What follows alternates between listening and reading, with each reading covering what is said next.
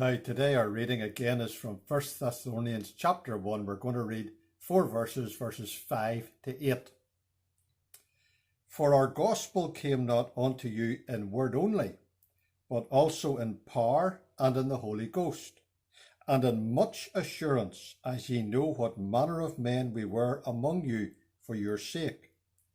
And ye became followers of us and of the Lord, having received the word in much affliction, with joy of the Holy Ghost, so that ye were ensamples to all that believe in Macedonia and Achaia.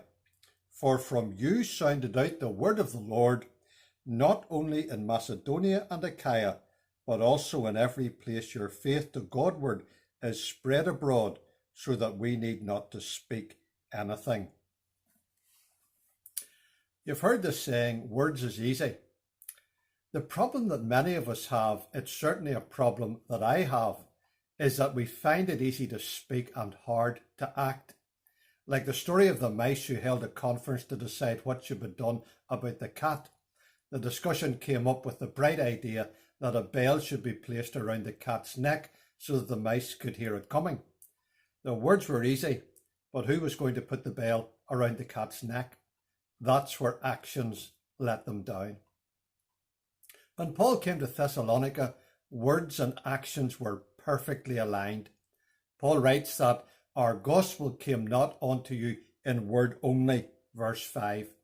He went on to say that they knew what manner of men they were among them. Paul writes more about this in chapter 2, verses 5 and 6. He was neither covetous nor burdensome among them. In chapter 2, verse 10, he writes about how holily and justly and unblameably we behaved ourselves among you. Paul lived out the gospel in an unmistakable way in his life. He was an example of what the gospel produces in lives that had been made wretched by sin. How does the gospel that we have believed affect our way of life? I don't mean in the sense that we dress well and have money to spend on nice things for ourselves and our houses because we don't waste them in drink and cigarettes. Are our lives in character markedly different from people who are not saved? Is there a holiness about us? There's a real challenge to us all. It does matter because it has an impact on our gospel witness. Paul also wrote in verse 5 here that his gospel came in power and in the Holy Ghost. I just wonder whether this is linked in some way with the way Paul lived the gospel out. Real Christians and real results. I think that it's noticeable that Paul writes, "Ye became followers of us and of the Lord," in verse 6.